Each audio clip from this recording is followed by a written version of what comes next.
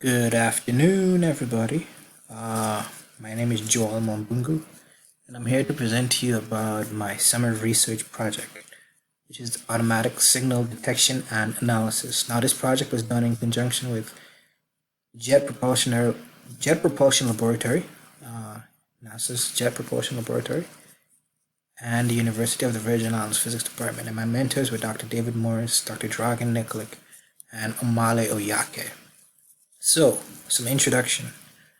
Gamma ray bursts are the main subject of interest for this research project. And what gamma ray bursts are they are the most energetic explosions in the universe since the Big Bang, and they are formed usually by one of two ways, and that is the collapse of a supermassive black star or the coalescence of two objects. Now, UVI is developing its very own CubeSat. And what CubeSats are, they're miniature satellites used by astronautical engineering organizations for space missions and research purposes. So these miniature satellites are launched into orbit, into deep space for space flights, for the purpose of space flights missions.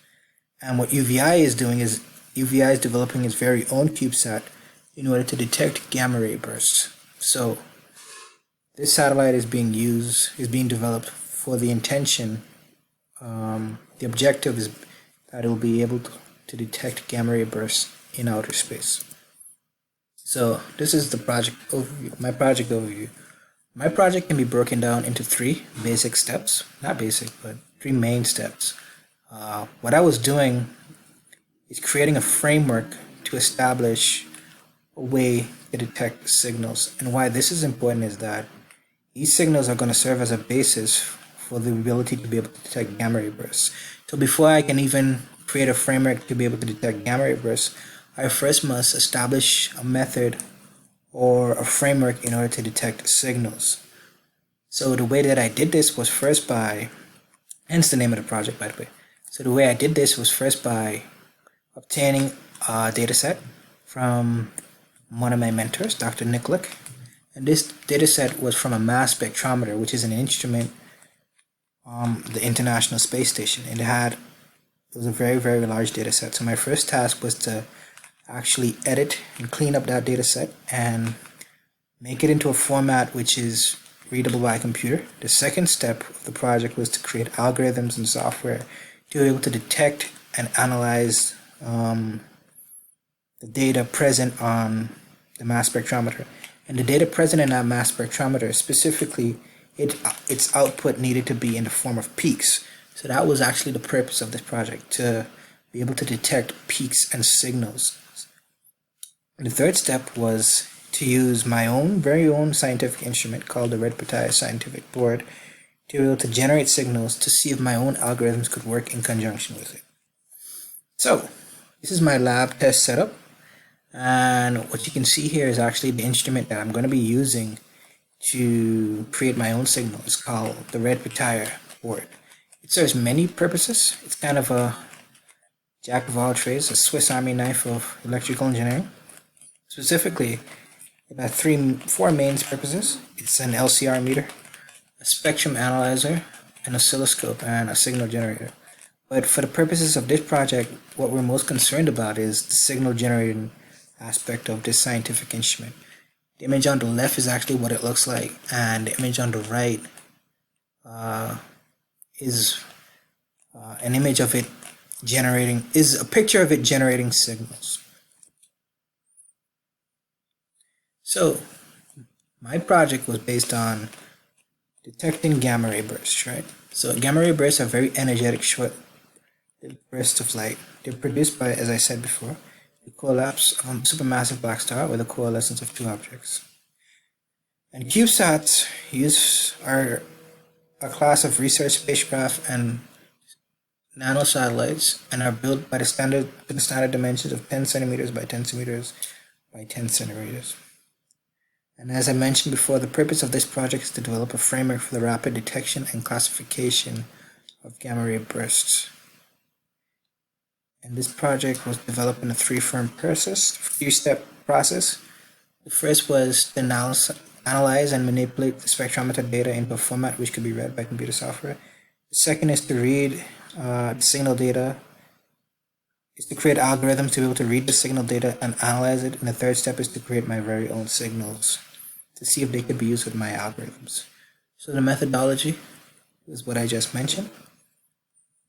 And now the meat of the project, which is the software algorithms used to analyze the signal peaks. So the first algorithm that I used was the file reader algorithm. Second was the Bitwise peak identifier algorithm. And the third was the sliding sensitivity reducer. And the fourth is the Gaussian fitter. So the file reader algorithm is a standard Python script that I utilized and I created to be able to read in the data from the spectrometer provided by my mentor.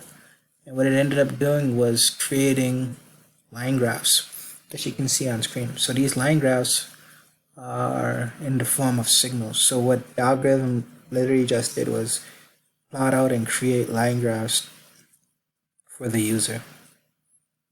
So the image on the left is just standard line graph produced by the algorithm, and the one on the right is another line graph produced by the algorithm. And the next step was actually to analyze and detect the number of peaks present on these line graphs, which brings me to my next algorithm, which is the Bitwise peak identifier algorithm.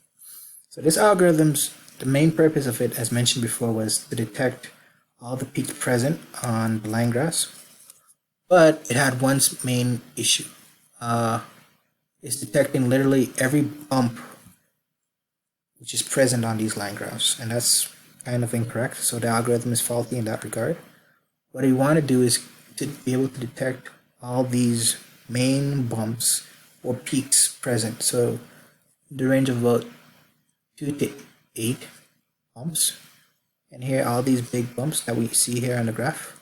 We want the algorithm to be able to do that, but what this guy is doing is that it's literally detecting everything present on the graph it sees as a bump and classifying it as a peak. And as a result, it ended up classifying 404 peaks, whereas as you can see here, only about 2 to 8 peaks present on each of these graphs. So what I needed to do was create another algorithm to be able to solve this issue, and what I ended up creating was the sliding window algorithm. And the purpose of this algorithm is to reduce the sensitivity of the bitwise operator, and it creates a window upon which the peaks will be classified. It will be using a 100-point range to classify all the peaks within that range, to analyze all the peaks within that 100-point range, and will only classify the peaks within that 100-point range. It will classify the highest number within that 100-point range as a peak. So it ended up fixing the sensitivity problem of the bitwise operator. And lastly, I used the Gaussian fitter algorithm, which is just a way to create a curve of best fit for the data points. So it creates a better output signal graph for the instrument data. So as you can see here, the dotted line represents the initial fit of the data points, and the line joining all the different data points represents the best fit. Now this is an image of the signals that I generated using my own Bitwise output board. And the purpose of these signals is to be able to detect my output. The purpose of this signal is so that I can use my own algorithm to be able to detect my output. So I use the Bitwise board to generate my own custom signals. And then, as you can see here, it also was very, very large in nature. So it was a very large data set. It contained over 1,000 rows, and it was all formatted in CSV. But that was the end of what I was able to do. So what I intended to do was use the Bitwise output signal that I generated to see if they could work with my own algorithm to test the viability and the robustness of being able to detect signals. But that was where I stopped for now, my project. And my future work includes using Python scripts, making my Python scripts to be able to undergo various iterations so that I could help better detect my peaks. In addition, using my software in conjunction with the instruments present in UVI's own physics laboratory so that we could use the instruments present in UVI's laboratory to see if they can work with my own algorithms. In addition, I would like to add some front-end capabilities to this algorithm and this software. So I would like to thank the Jet Propulsion Laboratory for sponsoring this research, the University of the Virgin Islands Physics Department, Dr. David Morris, Dr. Dragan Nikolic, and Amale Oyake, and special thanks to Ms. Orford Pym, and to all of you for listening to my presentation. I'm Joel Mwambungu.